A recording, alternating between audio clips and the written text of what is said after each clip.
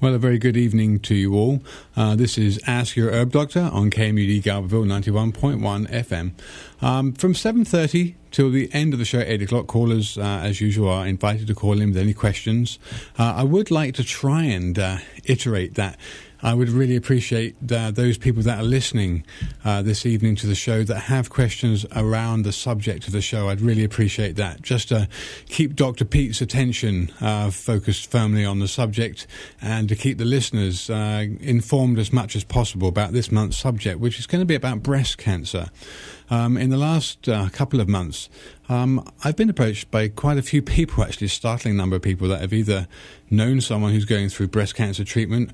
I've met people that have been dying of breast cancer, and it's just prompted me to bring this subject up again. I believe we have spoken about it in the past, but this month's show will be about breast cancer awareness and prevention. I don't think we want to necessarily dwell on the treatment, although we will mention those alternative medical treatments that are available and are showing pretty good promise for inhibiting estrogen, for example, with the aromatase inhibitors. But the prevention of it, I think, is the fundamental key to good health. And so we put people's diets and lifestyles in the right place to begin with. That preventive strategy is probably a better payoff. Okay, so you're listening to Ask You, Dr. KMUD KMUD Garberville 91.1 FM. We're very pleased to welcome Dr. Peat to the show this evening and have his expertise with us. If you live in the area, the 923 number is 923-3911. Or if you're outside the area, as a lot of people who call in do seem to be outside the area, there's a toll-free number which is 1-800-KMUD-RAD. Or you can alternatively just go ahead and use the 707 area code. So that'll be 707-923-3911. So, just a very brief introduction for myself. My name's Andrew Murray. I graduated in England with a master's degree in herbal medicine. Came to California with my wife, Sarah, who's I'm very pleased to have on the show again this evening. Sarah? Good evening. My name's Sarah Johannesson Murray, and I'm delighted to be on the show talking about ways to help prevent breast cancer. Okay, so we run a clinic in Garberville where we see patients with a wide range of conditions, treat them with herbal medicine and dietary advice, as well as consult with people nationwide. Okay, so Dr. Peat, are you on the other line? Yes, here I am. Great. Well, thanks so much for joining us on the show. As always, I want to make sure people get an introduction from you about your academic and professional background before we get into tonight's subject. Okay. I'm a biologist, a PhD from the University of Oregon, specializing in physiology, especially related to aging and reproductive hormone issues. Okay, excellent. So for tonight, if not as always, it's a speciality that you have, given that reproductive hormones are surrounding the picture of tonight's topic on breast cancer. So looking at some articles that I was reading earlier on today, I think most people will recognize breast cancer awareness and the numbers of people that die from breast cancer as being fairly staggering. And I saw an article that was saying it was the leading cause of cancer death among women worldwide. What's your opinion of the causes of breast cancer in the first place, and how does this differ from the medical interpretation?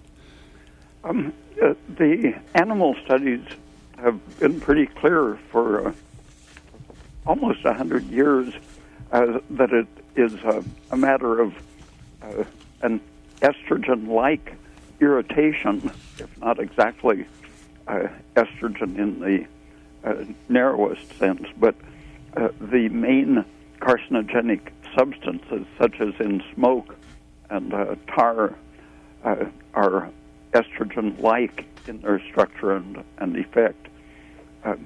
So the breast is very sensitive to an imbalance of estrogen-like stimulation. So it's susceptible to anything that has an estrogen-like effect, including smoke and pollutants of various sorts. Is this down to the fact that the estrogen receptors are most concentrated in the breast tissue, or some other reason?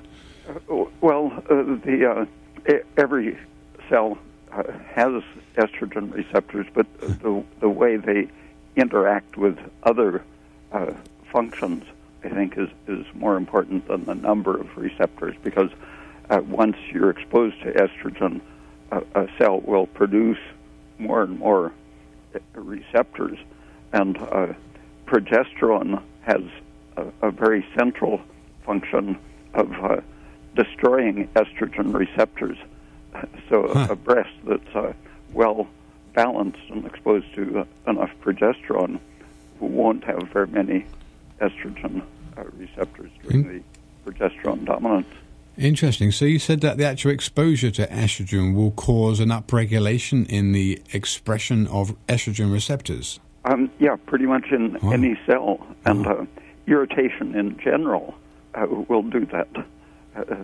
A failure of energy combined with stimulation will make estrogen receptors start to appear.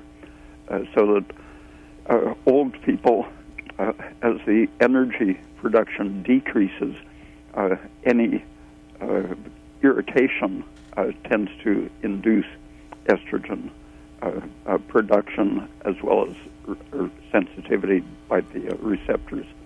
So interestingly, you're talking about the causal link, if you like, or the link between estrogen and irritation and stresses.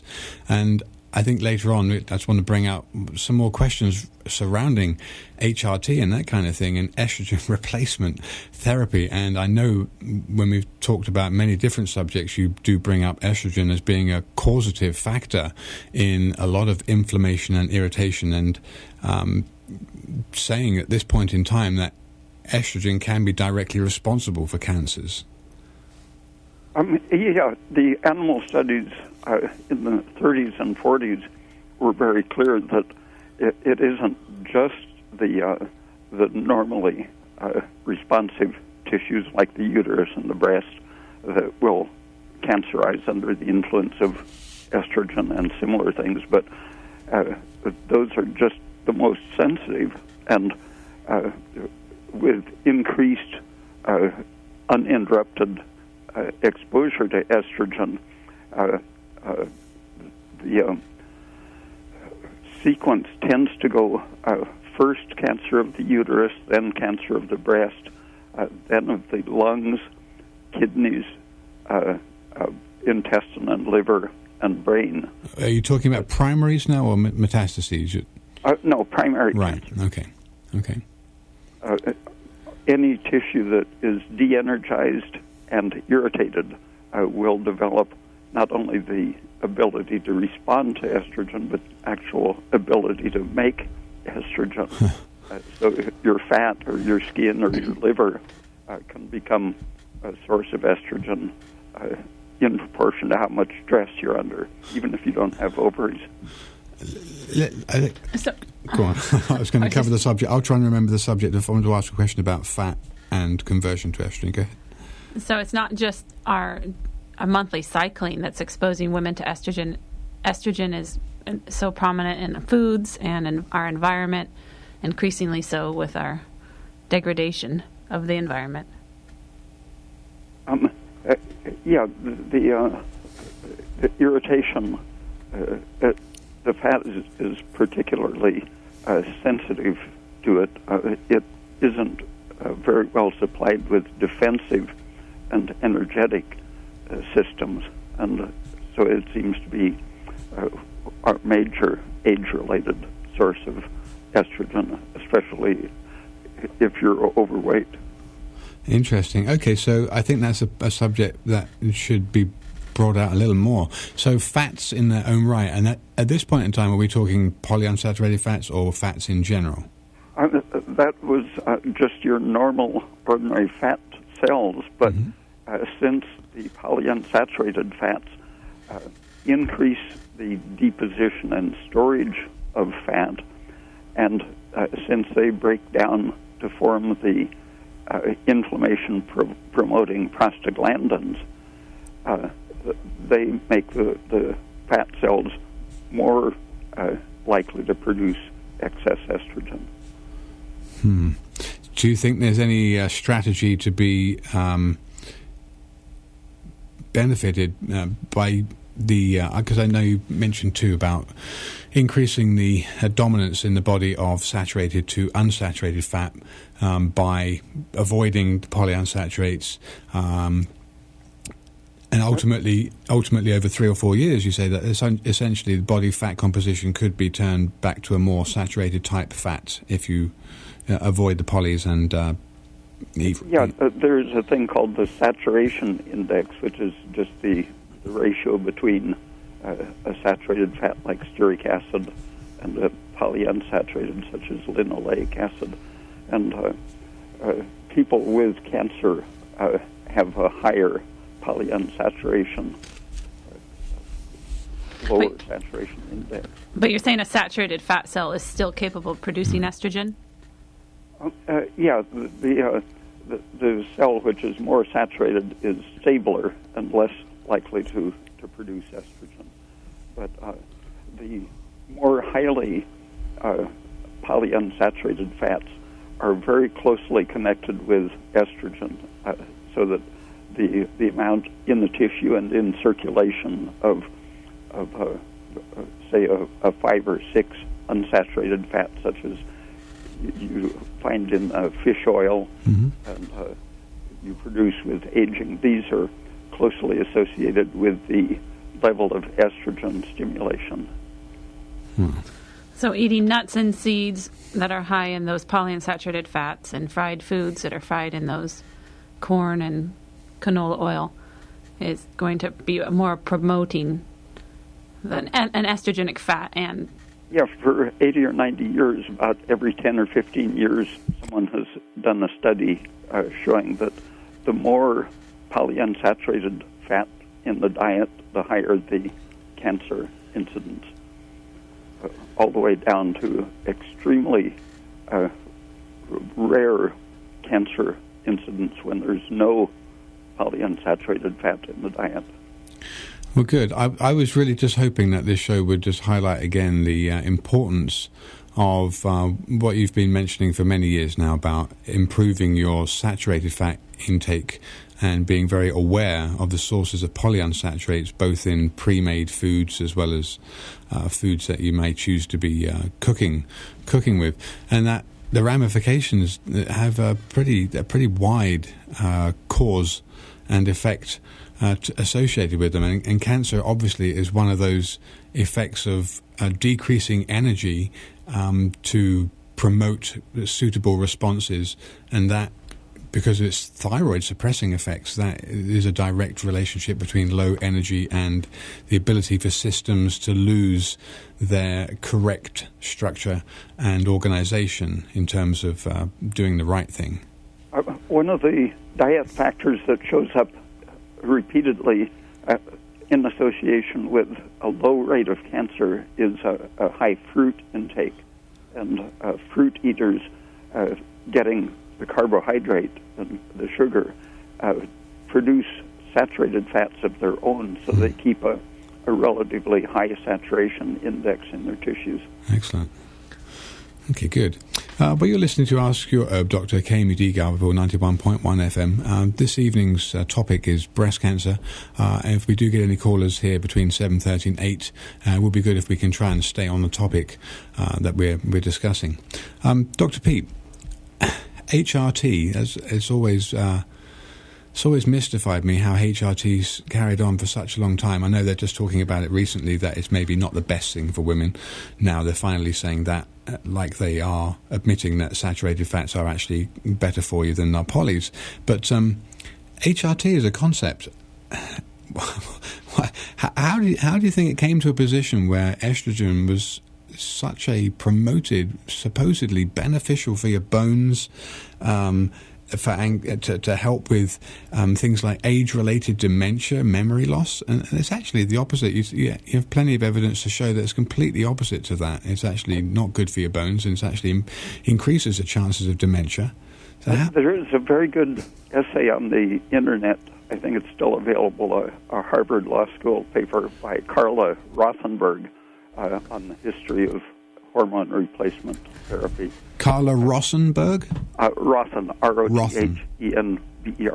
B-E-R-G, okay. Carla Rothenberg, okay.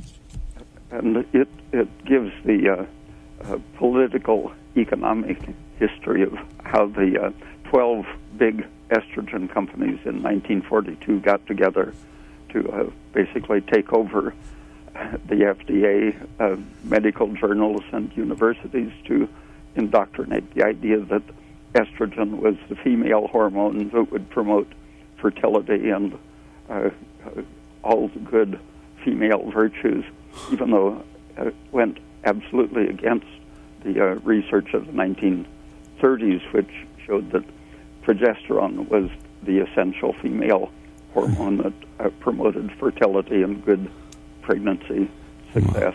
Wow. Well, I mean, they knew back in the 1800s that the chimney sweeps would die of testicular estrogen, cancer. Yeah, testicular cancer from the estrogenic effects of the soot. Yeah, but this was all turned around by these 12 giant companies getting together to promote the idea of the estrogen as the beneficial female hormone. And so they came on the market with the idea that, I think it was Harvard, husband and wife pair of doctors that promoted the idea that you should give pregnant women estrogen to prevent miscarriage, and that produced the generation of DES babies. Wow. 2 generations, actually. Their daughters also were susceptible to cancer. And after the news got out by the late 50s that estrogen was not good for preventing miscarriage, they came out with the contraception idea. They knew in the 30s that estrogen causes miscarriages and abortion, and so they sold it for the opposite as long as they could get away with it, then came on the market to sell it to prevent or interrupt pregnancies. Wow. So a lot of contraceptive pills allow pregnancy or fertilization to occur, but it inhibits implantation. Is that correct? Yeah. My thesis advisor, Arnold Soderwall, did some very clear research on that, showing that a small amount at the time of or just before implantation would prevent implantation, but a slightly larger amount after implantation had occurred would cause it to be ejected. And he made a graph showing that at each stage of pregnancy, just slightly increasing the dose of estrogen would cause miscarriage, all the way from preventing implantation to aborting it at any stage. It would cause the embryo to die and simply be resorbed. Oh, it's incredible. It's like another worldwide, I don't know, we're going to call it brainwashing. I don't know what it is. I think it's so commonly repeated. These different topics are so commonly repeated by broad stream media, and those in, for want of a better word, power, the doctors, for example, who are looked up to and respected by most people that go to see them for their education and their prowess, if you like. I don't know. That I just find it so incredible that there's evidence out there to show the opposite. In very many cases, it takes such a long time to make an impression, for it to get enough groundswell for the tide to get turned on this kind of thing. I mean, estrogen has been, ever since I can remember, has been the beneficial female hormone, and HRT, and my mum was on HRT, and I know all these other women on HRT, and it's probably one of the worst things you can do. Several years ago, someone did a survey of the publications just in the Journal of the American Medical Association in the first years after the industry got this conspiracy together. They found that 200 different health conditions had been published in that one journal as treatable or curable or preventable by estrogen. All of those 200 turned out to be false. Oh, my goodness. The quantity and quality of the fraud is just staggering. Hard to understand. Staggering. Now, Well, it's all marketing. Yeah. Well, what I wanted to ask you is, I think I remember hearing something like the only thing. Well, and I've not heard you say that just a moment ago, unless I've got it round the wrong way. I thought the only only beneficial thing that estrogen was used for was really for getting pregnant. But you're saying that actually estrogen at this time of preconception or post-conception would actually abort the fetus? Yeah. Soderwall was probably the most concise in his experiments in showing that it was exactly a dose relationship. Wow.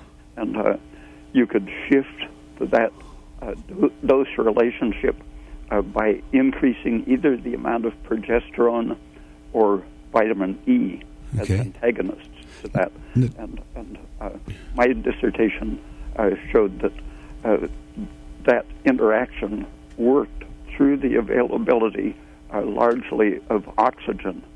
Estrogen cuts off the availability of oxygen to the embryo, making the uterus short circuit, burn up, in effect, the oxygen before the embryo gets it.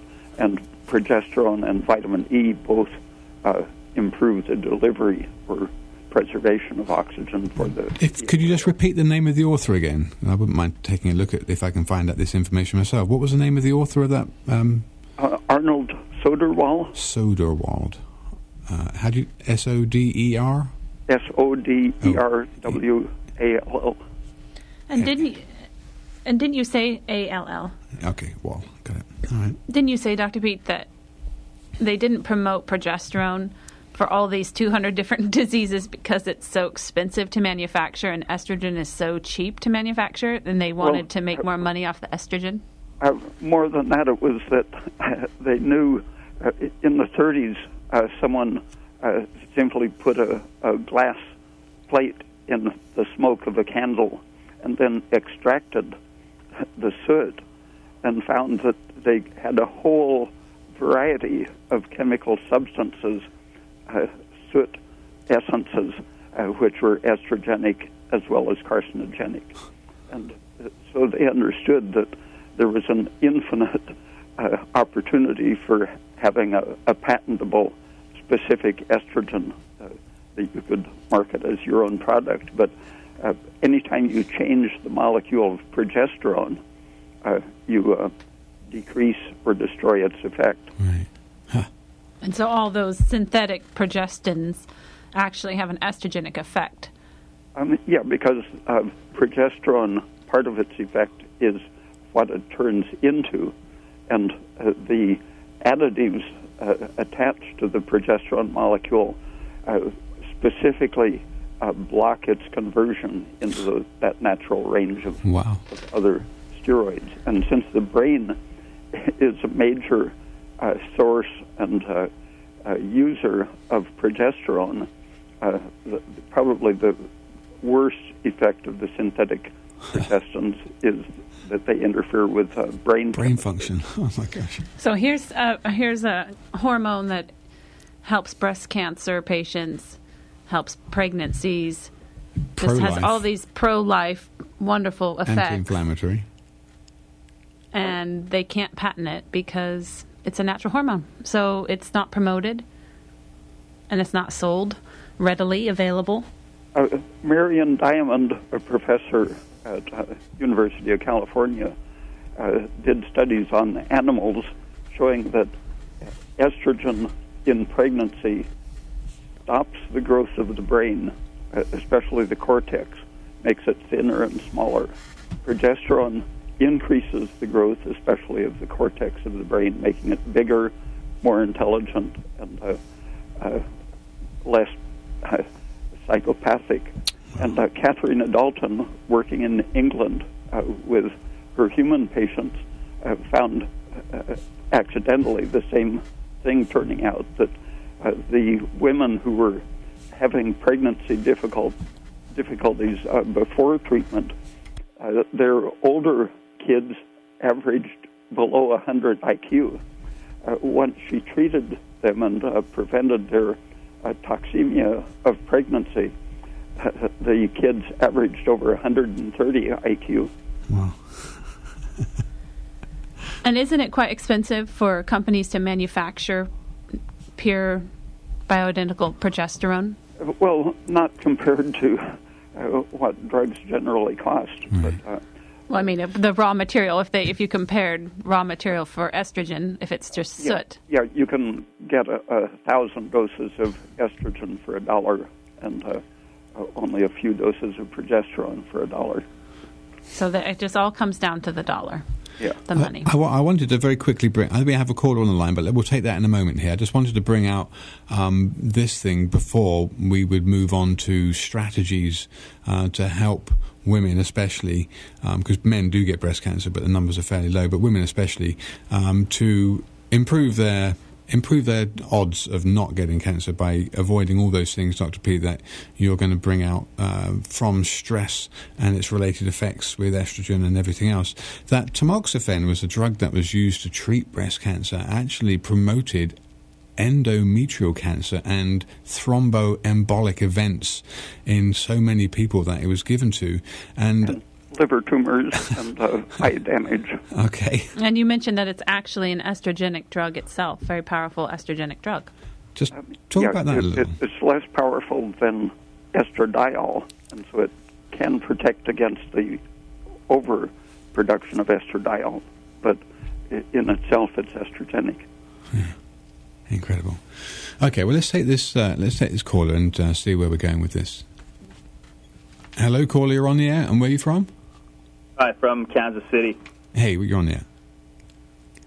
Go ahead. In last month's interview on urea, Dr. Peat mentioned that up to 120 grams per day, 15 grams at a time, for getting rid of excess water.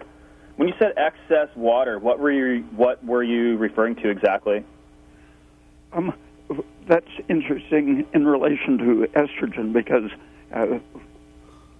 within about 5 minutes of an exposure to estrogen, cells begin to take up a lot of water. And that excess water stimulates cell division and growth. And that's part of the process of promoting cancer growth is to keep them in an excited, inflammatory state of too much water, which keeps them from differentiating and functioning, but makes them able to keep dividing.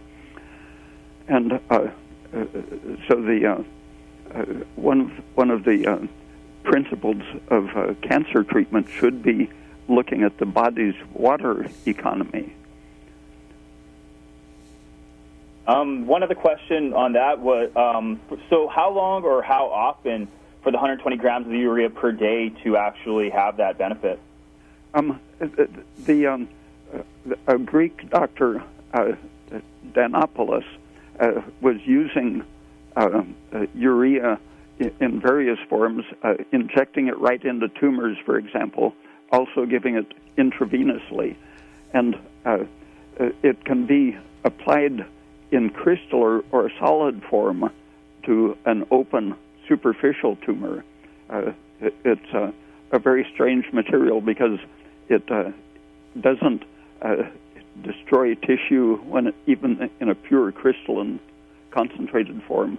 And the injecting of 50% solution or a concentrated solution is possible if it goes in slowly.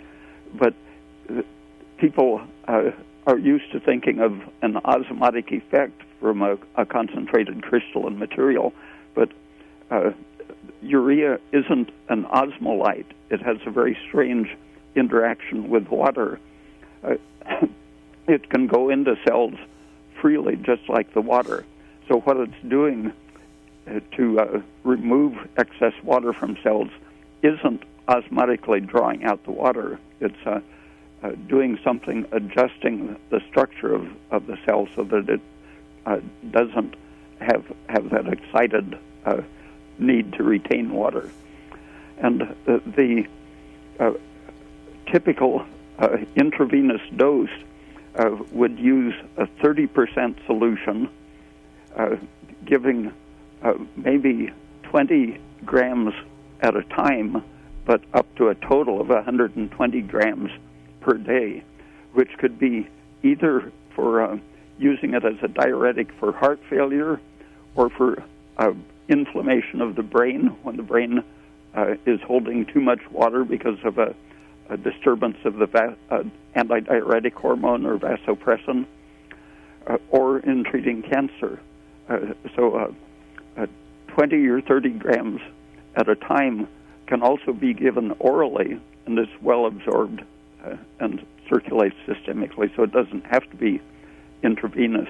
And if it is used intravenously, it has to be added to a physiological solution of sodium chloride or glucose. 5 or 10% solution of glucose can have 30%, or not necessarily that amount, but it can have a full load of urea added to it. So you're saying that you could do 20 to 30 grams a day, which is probably about a couple teaspoons? Yeah, that much, up to 120 grams. And then you'd want to dissolve it in a little salt water? Or fruit juice. The people recommending it for treating heart failure, they've had patients staying on it for years where the other diuretics were disturbing their mineral metabolism. They were very stable on using urea, and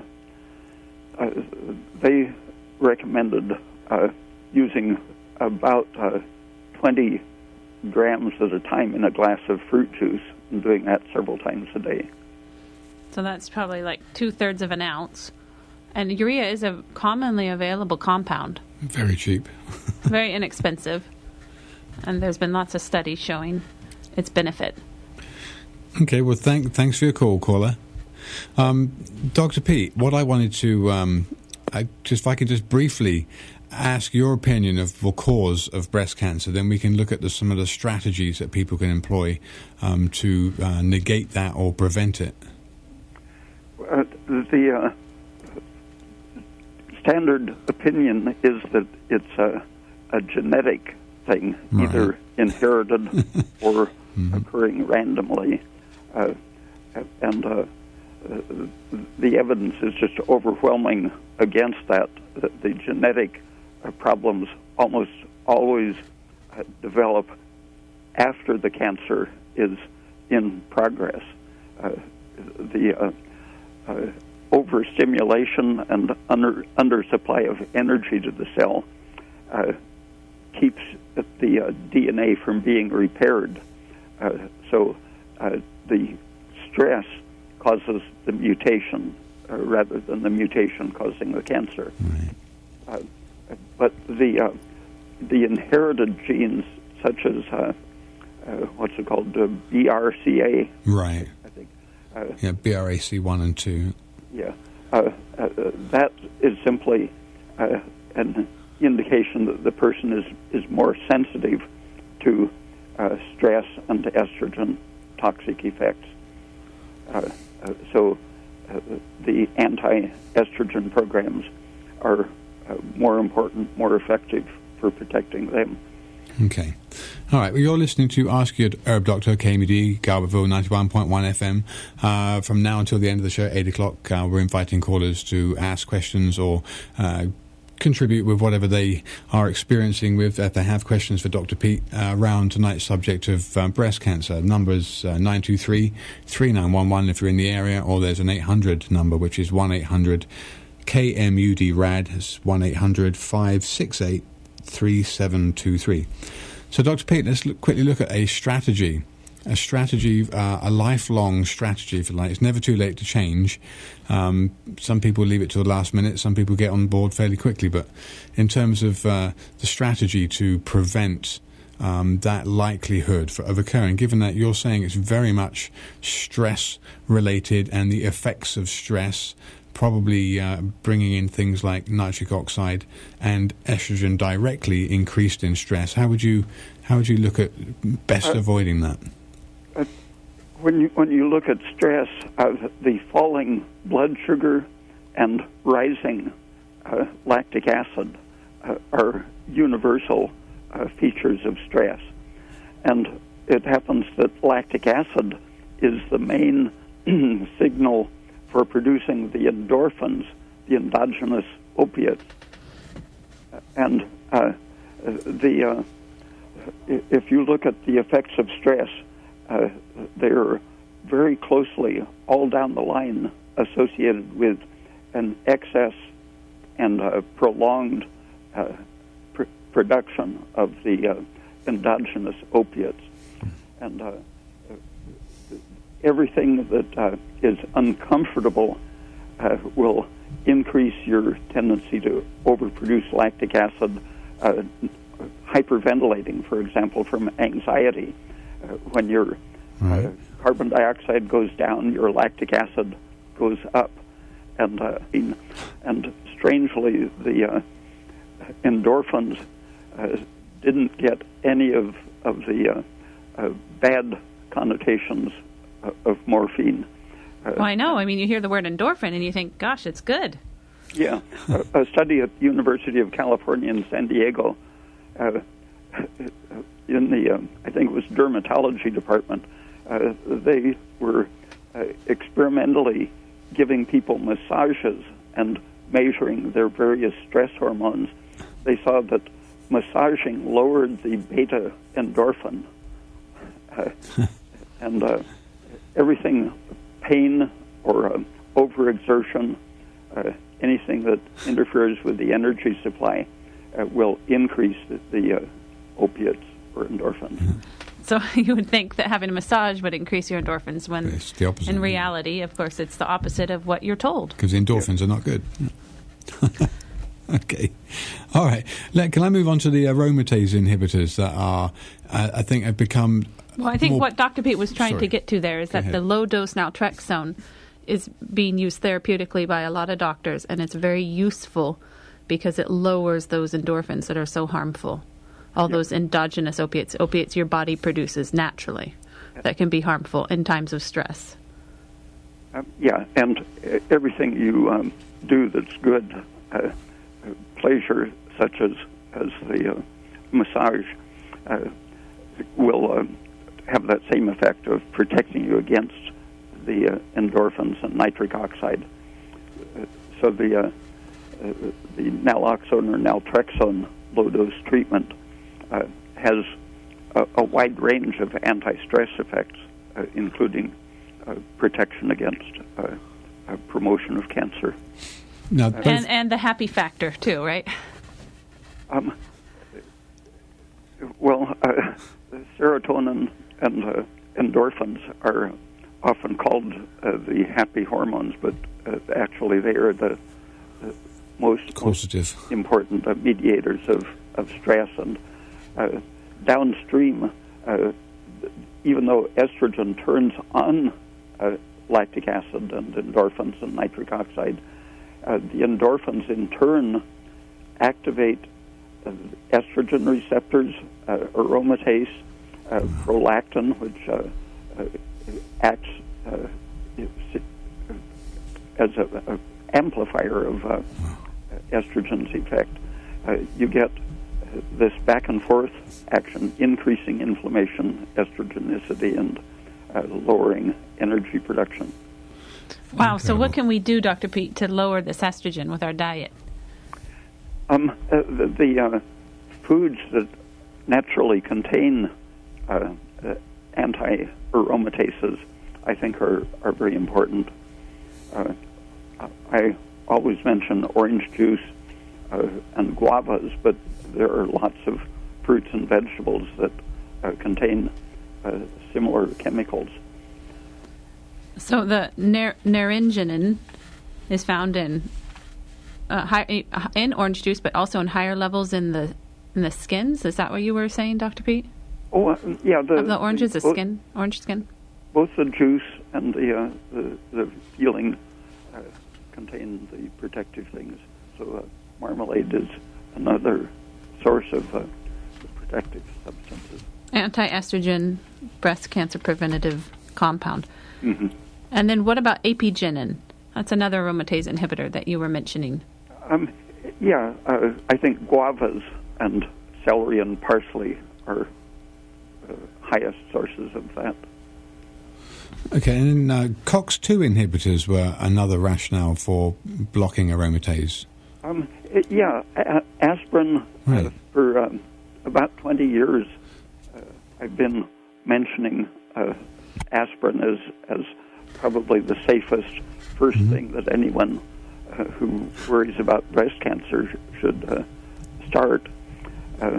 It is a very effective way to turn off estrogen production and response to estrogen. And how much a day would you recommend? People with aggressive cancer probably should take 4 to 6 grams, and in that case, they also need to take vitamin K to prevent a bleeding problem. Yeah, up until I had a patient who was taking 6 grams of aspirin a day, and they just started to get the ear ringing. So up until that point where you get the ear ringing, then you know you're at the maximum and you want to back off just slightly till you don't get that ear ringing. But you have to use a milligram, not a microgram, but a milligram of vitamin K for every normal standard aspirin tablet, which is 325 milligrams. I just wanted to bring out a couple of plant-based aromatase inhibitors that I know we were taught about when we were studying.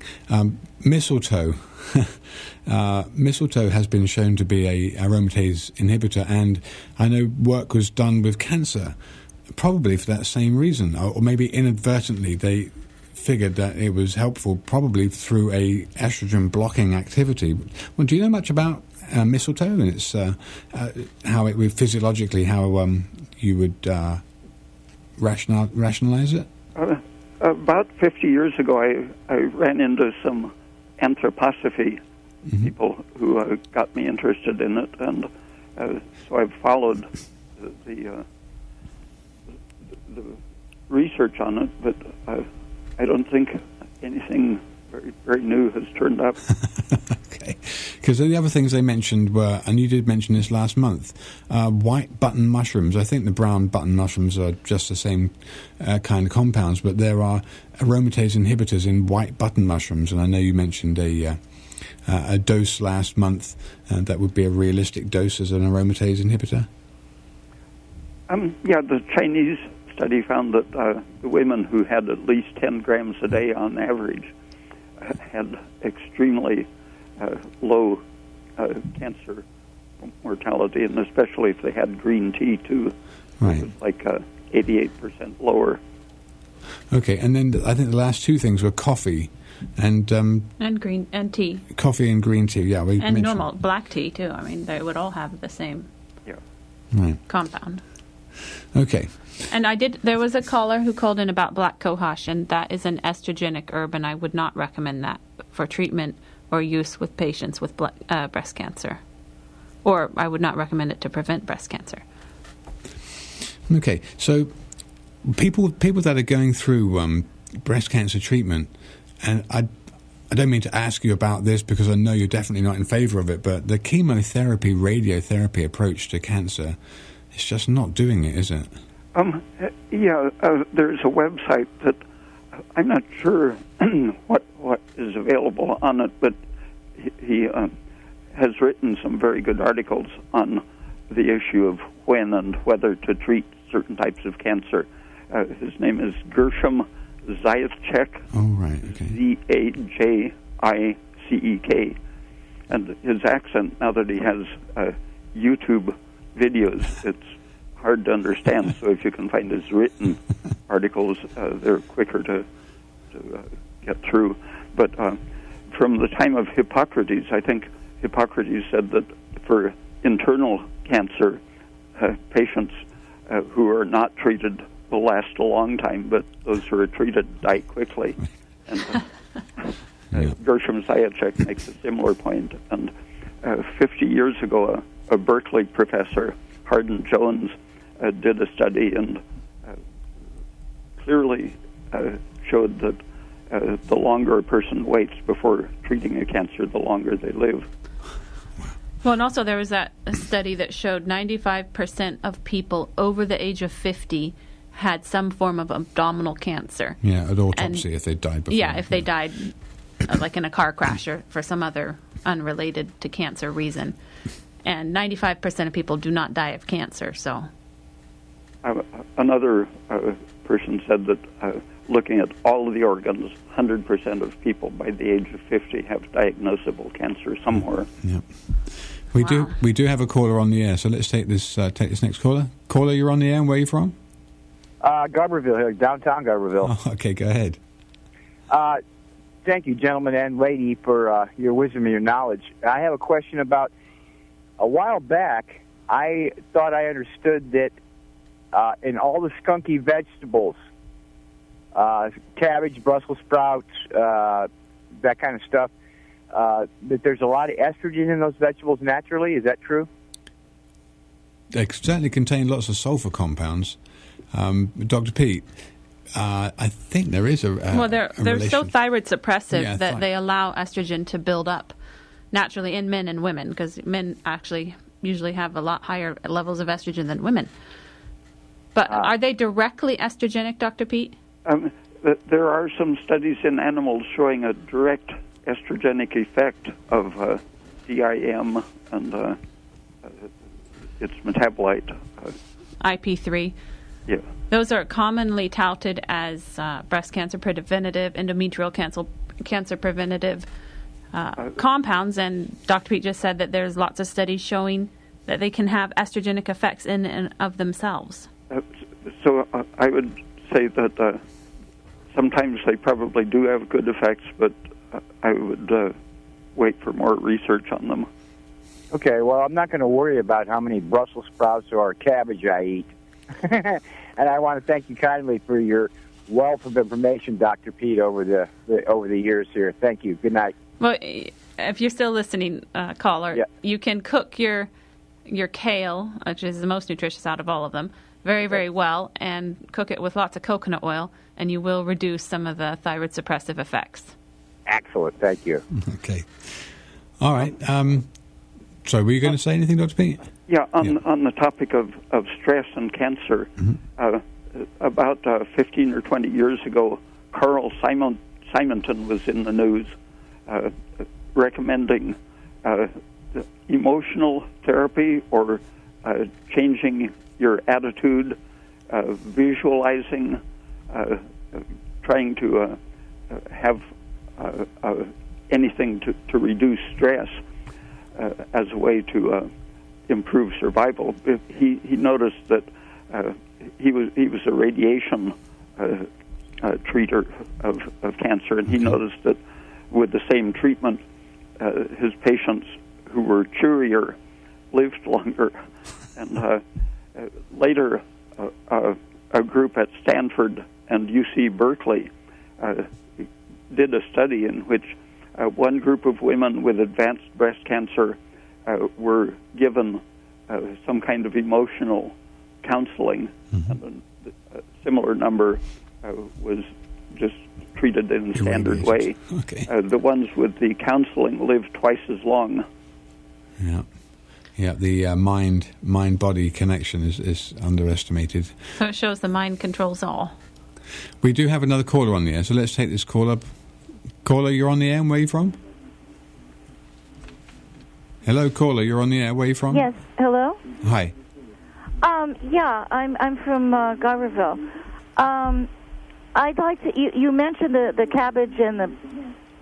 And you should turn the radio down, caller, because your radio's on. Or there's something's on. Oh. Okay, well, I want to... Is it okay now? Yeah, it's just the same. Oh, okay, hold on, I'll put it down.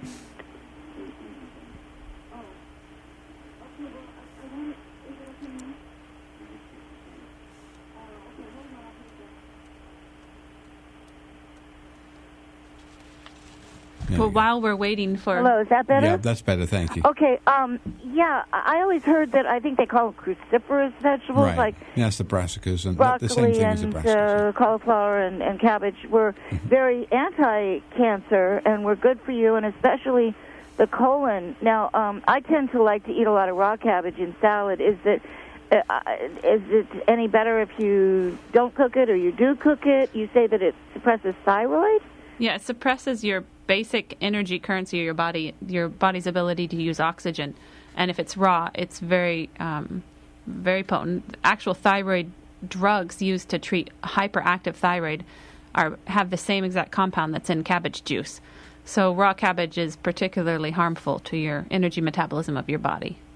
But leaves in general can stimulate the intestine so it has a speedier transit, and that reduces the recycling of estrogen.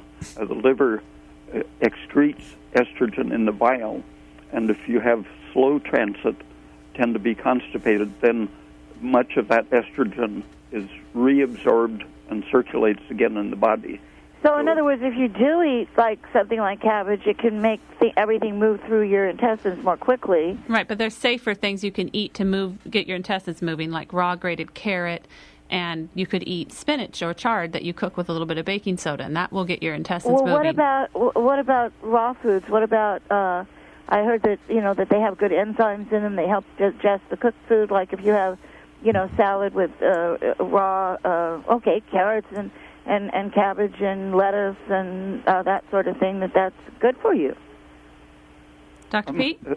There's always the risk that since humans can't digest cellulose at all, but bacteria can, the uncooked food is great for bacterial replication, but very poor for human nutrition. And so it's a risk and can cause... Well, what about fresh fruit? Well, fresh fruit doesn't have such high cellulose content. Yeah, the low-fiber fruits are very good. So, but you don't think raw vegetables are good? I mean, I always thought... Only raw carrot, because the bacteria can't digest the raw carrot fiber like they can. But if it helps move through your intestines quickly... Well, then that's why you choose the things that are safer to help your intestines move more quickly. Well, then why do we keep hearing that one of the best things to eat to prevent cancer is the cruciferous vegetables? Unfortunate misinformation. Why do we keep hearing that HRT is supposed to be protective for your bones? Why do we keep hearing that estrogen is good for you? Why do we keep hearing that sugar is bad for you?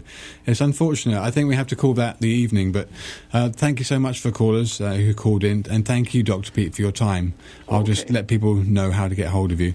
I think I just want to sum the show up by saying that what you've heard this evening, have a rethink about it, because you probably never really heard it before, and what you have heard is not the truth, and it's so easy. Most likely. It's so easy to get brainwashed by media and by companies producing product, that it's very important that you do your own research, because you will find the truth out there. And people like Dr. Peat have spent most of his life researching, either directly or looking at peer-reviewed papers and looking at the scientific evidence. So it's unfortunate we get bombarded, but we do have the ability to turn on the computer and do our own research. But just thanks once again for joining us with the show. His number, or rather his website, is www.raypeat.com, RAYPEAT. And we can be reached Monday through Friday on our toll-free number, 1-888-WBM-HERB. Sarah. Good night. Thank you for listening. My name is Sarah Johannesson Murray. And my name's Andrew Murray. Good night.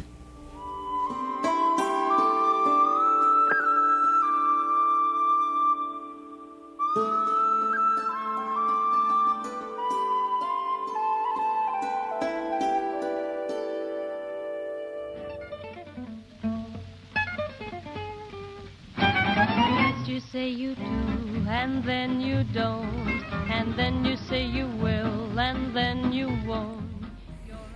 All right, everybody. 7:59 in the PM. You got to turn in KMUD, Garberville 91.1 FM and HD1, KMUE Eureka 88.1 FM and HD1, KLAI Laytonville 90.3 FM. Shelter Cove's got us at 99.5, and the rest at KMUD.org. Support for our KMUD comes from the Inn of the Lost Coast in Shelter Cove. Fireplace, spa, and sauna suites overlooking the ocean offer views of the migrating California gray whales. Fish tank